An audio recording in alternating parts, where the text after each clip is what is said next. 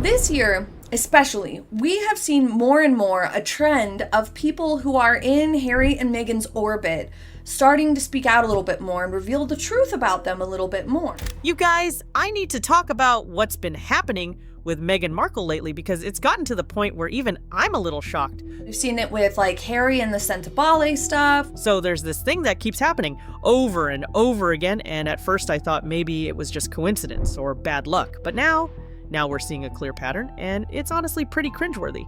She's being outed for things in entirely new ways. All those high-profile appearances she's been making, the business conferences, the fashion shows, the Power Women summits, apparently a lot of them didn't actually want her there in the first place. And here's the kicker. The people behind the scenes are starting to admit it publicly. As well as people who are involved with Meghan's appearances here and there. We've heard the truth behind some of her appearances this year.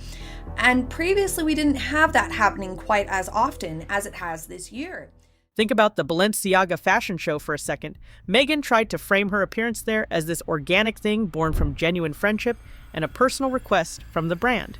She even let rumors swirl that she was paid to attend, which would have made her look like she was in demand. But then, Pier Paolo Piccioli, the creative director, just casually let it slip that actually, no. She texted him asking if she could come. He was nice enough to say yes.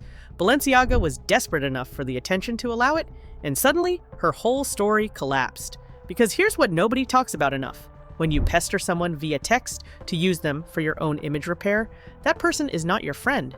Pier Paolo knows it. The world knows it now too. And this wasn't an isolated incident. If that weren't embarrassing enough, rumors also swirled that she had requested or suggested she get a spot to be interviewed and talk at the Time 100 Summit. Rumors also came out that Meghan requested or heavily suggested she deserved a speaking slot at the Time 100 Summit, that she wasn't an editorial invitation at all. Her team reached out. They pushed for it. They made it happen through sheer persistence, not because Time magazine thought she was the best fit for their event. You probably think that's the whole story, but it's not even close. Here's something most people don't realize about how celebrity appearances actually work. When someone's team reaches out to get them a spot at an event, whether that's a gala, an interview, a speaking engagement, whatever, the people organizing that event usually keep that detail quiet. Even if the celebrity wasn't their first choice, even if they had to be convinced, even if the whole thing was arranged through aggressive public relations outreach. Why? Because if you actually like someone, if you're impressed by them, if you think they added value to your event, you're not going to embarrass them by revealing they invited themselves. You'll protect their image. You'll let people assume it was mutual. You'll frame it like you were thrilled to have them. That's just basic professional courtesy and, frankly, basic human decency. This moment, from way back, was even rumored to have been a self-invitation sort of a situation where Meghan barged in on this event. It was that type of vibe. And there were countless other occasions where Meghan was rumored to have elbowed her way into a space. You don't out someone like that unless you want to, unless you're making a point, unless you genuinely don't care about protecting their reputation anymore. So when people start going on record, or even off record to trusted sources, about how Meghan got certain appearances, that tells us something crucial. It means they didn't like working with her. It means the experience wasn't worth the trouble. It means whatever benefit they thought they'd get from having her there didn't happen. And honestly, it probably means she or her team were difficult, demanding, or so over the top that people walked away thinking she wasn't worth the headache. There's been talk about excessive security demands for someone who frankly doesn't need that level of protection. Police escorts, multiple bodyguards, Marcus Anderson, and other hangers-on showing up in tow. So what starts as "Can Meghan come speak at your event?" turns into "Can Meghan come speak at your event?" with 12 people trailing behind her and special security arrangements and specific lighting and pre-approved questions only. Hey, can you get Meghan a speaking spot at this thing because blah, blah, blah, blah, blah. And convincing people to take on appearances from Meghan. Even if that was how it happened, or you invited yourself, or you requested it, or your team requested the appearance, even if that's the case, if the people involved like the person in question, then they're not going to divulge that detail to the world if they can help it. That's not gracious. That's not collaborative. That's exhausting. And people remember that kind of behavior. The fact that this information is leaking now, in 2024 and into 2025, says volumes. Because this didn't used to happen. People used to protect Meghan's image, or at least stay neutral. But something's changed. the goodwill has evaporated, and when that happens in Hollywood or in media or in high-level business circles, you become toxic. People stop returning your calls. They stop protecting your secrets. They start letting the truth slip out in conversations with journalists. They stop caring if you get embarrassed. And once that cycle starts, it's really hard to stop. Remember this detail? It comes back later. The pattern of self-invitation isn't just embarrassing on its own. It's revealing something much darker about how Meghan operates and how the people around her actually feel about dealing with her. And we're only just starting to see how deep this goes. Meghan Markle and her team apparently reached out to Fortune to get her this interview at the most powerful women Fortune Summit thing. It was not an invitation or an editorial request. Now let's talk about the Fortune Most Powerful Women Summit. You know, that interview where Meghan said she loves paper and tried to position herself as this serious business voice. Most people watching probably assumed Fortune magazine reached out to her, that their editorial team sat down and said, who are the most powerful, most successful women in business right now that we want to highlight, and Meghan Markle made that list. Except that's not what happened. Not even remotely. According to sources familiar with how the event was organized, Meghan's team reached out to Fortune. They pitched her. They made the case for why she should be included. This wasn't an editorial invitation. This was a public relations arranged request that Fortune eventually agreed to. And here's where things get interesting. These big conferences and summits, whether it's Time 100, Fortune, Forbes events, Wall Street Journal summits, they all work basically the same way. They build their speaker lineups through two main channels. First, there are the people they actually want. The editorial picks, the names that the chief executive officer and the editors sit around a table discussing because they genuinely think these people are impressive, relevant, and worth featuring. So big magazines and companies that do conferences or summits like the Time 100 one or the Fortune one or even like Forbes does one. I think Wall Street Journal does one. Then there's the second category, public relations arranged requests. Slots that are essentially available for people whose teams reach out and make a pitch. Corporate leaders promoting new ventures, founders launching products, celebrities trying to repair their images or push a new project. These aren't bad people necessarily, but they're also not always the cream of the crop. They're the ones who asked to be there. In Meghan's case, her team clearly identified Fortune's summit as an opportunity. She had a Netflix holiday special coming up. Well, supposedly, though we all know how that turned out, she had her lifestyle brand, American Riviera Orchard, which she was trying to launch even though it was already showing signs of flopping. On paper, to someone who wasn't paying close attention, she looked like a decent fit. Woman entrepreneur, new business ventures, media projects in the works, so her team reached out. They made the pitch. They probably emphasized all the publicity Fortune would get by having her there, and Fortune's team said yes. Not because they were dying to have her, not because she was their first choice or even their 10th choice, but because the pitch aligned enough with their theme, and they probably figured any publicity is good publicity. All these types of big magazines and companies that do these types of like conferences, we'll just call them, have two main ways that they build their guest list. And their guests can be interview situations or speaker style dynamics where somebody's going to kind of like give a speech in a way. Except here's the problem with that logic. Meghan doesn't actually deliver on the promises her team makes. She shows up, she gives the same recycled stories she's been telling for years. She makes everything about herself, and then she leaves. The organization doesn't get the benefit they expected. The audience doesn't get genuine insights, and everyone involved walks away feeling like they got played. If you've been paying attention to Meghan's public appearances over the last couple of years, you might have noticed a pattern. She almost never does traditional press interviews anymore. You know, the kind where a journalist can ask follow-up questions or push back on her answers or bring up topics she doesn't want to discuss. Instead, she gravitates toward these very specific types of appearances: panels, summits, staged conversations where the questions are submitted and approved ahead of time. Places where she has maximum control and minimum risk of being challenged. So they have two main groups of guest speakers. They have people that they actually wanted and requested, and that the company and the CEO and the editors all are like, okay, these are the people that we really want to get to come and be part of this. The Variety Power of Women event, South by Southwest, the Time 100 Summit, this Fortune appearance. Notice what they all have in common? They're all structured formats where she's on a stage, where the questions are pre-screened, where there's essentially zero chance someone's going to ask her something uncomfortable. And according to what's now coming out, she or her team arranged most, if not all, of these appearances themselves. They weren't editorial invitations, they were carefully planned public relations moves designed to build up her image while avoiding any real scrutiny. This is actually a fascinating communication strategy when you think about it. It's all about creating the illusion of legitimacy and relevance while maintaining total control over the story.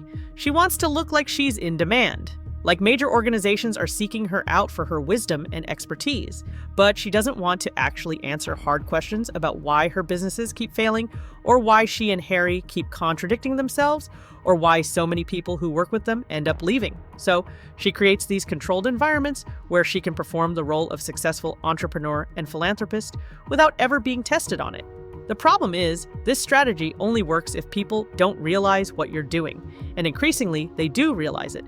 Because when you attend the same types of events over and over, giving the same speeches, telling the same stories, never saying anything new or interesting or genuinely insightful, people start to notice the pattern. They start asking questions. And when those questions reach the organizers and sources behind the scenes, some of them start talking. Here's where the timeline stops making sense, at least from Meghan's perspective. She's positioning herself as this successful businesswoman with valuable insights to share. But American Riviera Orchard has been a disaster from launch. The Netflix projects have been underwhelming at best. She has no proven track record of business success.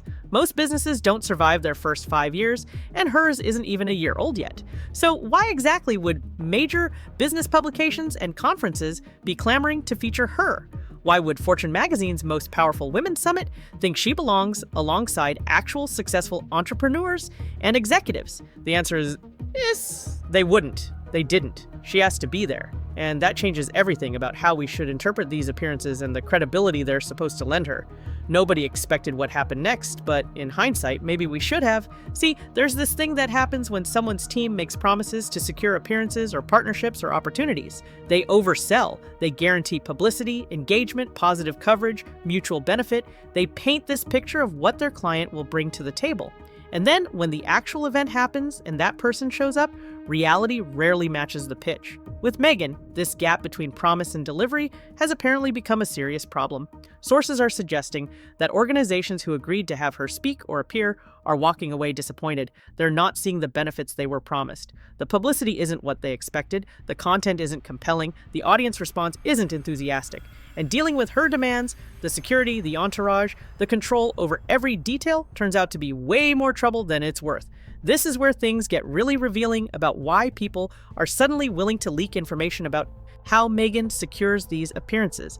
When someone delivers on their promises and adds genuine value to your event, you protect them. You maintain that relationship. You keep them in your network for future opportunities. You definitely don't go around telling people they had to beg for an invitation. But when someone wastes your time, creates unnecessary headaches, doesn't deliver what they promised, and then acts entitled the entire time, you stop caring about protecting their image. You might even feel a little satisfaction when the truth comes out. And that's clearly what's happening here. The fact that people are willing to confirm Meghan invited herself to the Balenciaga show, that her team reached out for the Fortune Summit, that she wasn't an editorial pick for these events, that's not accidental. That's people who worked with her deciding they have no reason to maintain the illusion anymore. Think about what this means from a practical standpoint. Meghan's team, which increasingly seems to just be Meghan herself operating under a staffer's email address, is sending out these pitches. They're probably promising significant media coverage, social media engagement, positive press for the organization. They're positioning her as this huge get, this person who will elevate the event just by being there. But then she shows up and it's the same regurgitated stories everyone's heard before. The same talking points about compassion and service and female empowerment that ring hollow coming from someone who reportedly treats her staff terribly. The same self-centered presentation where she makes everything about her own narrative instead of actually engaging with the event's theme or the other speakers or the audience's genuine interests. And organizations are left thinking, we went through all this trouble for that? We dealt with the security demands and the entourage and the specific requirements for that? This is the moment where her entire strategy starts to collapse. Because you can only burn so many bridges before you run out of places to go. And Meghan is running out of places to go. The immediate fallout from all these revelations has been subtle but devastating. It's not like there was one big public scandal where everyone turned on Meghan at once. Instead, it's been this gradual process of people quietly stepping back, organizations becoming less willing to work with her, sources becoming more comfortable speaking out. And you can see it playing out in real time if you're paying attention. After the Balenciaga situation, where Pier Paolo basically confirmed she invited herself, there was a noticeable shift in how fashion houses treated her. She's not getting the same access she used to. She's not appearing at the major shows in Milan or Paris unless she really pushes for it. The fashion world has collectively decided she's more trouble than she's worth. And in that industry, once you get that reputation, it's almost impossible to recover from it. The conference circuit is drying up too. Think about how many of these business summits and women's empowerment events exist. Forbes has several. Fortune has multiple events throughout the year. There's Wall Street Journal conferences, Fast Company summits, Inc. magazine events, TED Talks, industry-specific gatherings. For someone trying to position themselves as a business person and thought leader, this is an endless supply of potential platforms. But Meghan's already burned through a significant portion of them. Time 100, done, and word got out she wasn't an editorial pick. Fortune Most Powerful Women, done, same story. South by Southwest, done, with similar revelations about how her appearance was arranged. At a certain point, event organizers talk to each other. They compare notes. Someone from Fortune has a conversation with someone from Time, and they both realize they had the same experience, got pitched by Meghan's team, were promised great things, ended up disappointed. And suddenly, she's not getting invited to the next round of events. Not because of some coordinated blacklist, but because word has spread that she doesn't deliver value. Here's what makes this particularly awkward for Meghan. She needs these platforms way more than they need her. Her entire strategy for rebuilding her public image and establishing credibility as a business person depends on being seen at these events, being photographed alongside actually successful people, getting quoted in articles about powerful women in business. Without that access, she's just someone with a failed lifestyle brand and increasingly irrelevant media projects. She becomes background noise, and she clearly knows this, which is why her team keeps reaching out, keeps pitching, keeps trying to secure spots at whatever events will still have her. But the pool of willing participants is shrinking fast. Organizations that might have said yes a year ago are now saying no.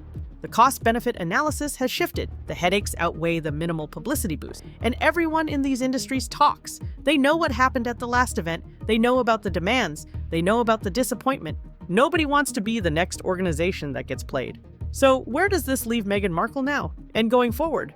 In a surprisingly precarious position, actually, because what all these revelations really expose is something much bigger than just a few self-invitations to events. They expose the fundamental hollowness of her entire post-royal strategy.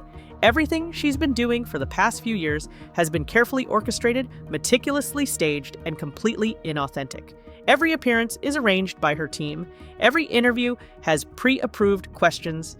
Every platform is controlled. And when your entire public presence is this manufactured, people eventually notice. They start seeing through it. They start talking about it. And once that happens, the illusion becomes impossible to maintain. The industry implications here are actually kind of fascinating. Hollywood and the media world run on relationships, reputation, and reciprocity. When you're difficult to work with, when you don't deliver on promises, when you burn bridges, that follows you. It becomes part of your professional identity.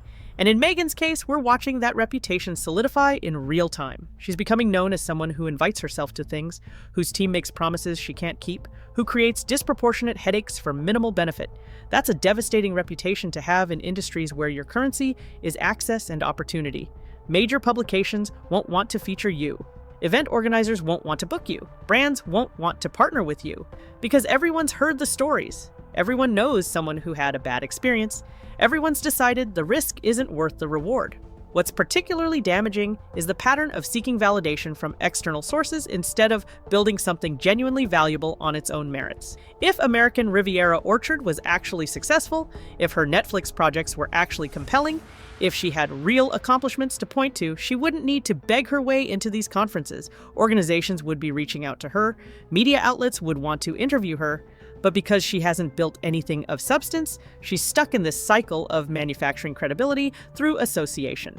Appearing at business summits to look like a business person, getting photographed at fashion shows to seem relevant in that world, giving talks about female empowerment to position herself as a leader. It's all performance, it's all smoke and mirrors. And increasingly, people can see right through it. The most telling detail in all of this might be just how similar her current approach is to how she's approached everything else in her public life. It's all about the optics, the narrative, the carefully constructed image, not about substance or authenticity or actually delivering value. And that works for a while, especially when you have the novelty of being new to the royal family or the sympathy of being the wronged party in a family drama. But eventually, you have to produce something real. You have to point to actual accomplishments, actual success, actual reasons people should care about what you have to say. And Meghan just doesn't have that. What she has instead is a team that's really good at securing appearances she wasn't invited to, and a communication strategy built entirely on control and avoidance. That's not a sustainable foundation for long-term relevance. That's a house of cards waiting to collapse. And based on how quickly sources are now willing to reveal the truth about how she operates, that collapse might already be underway.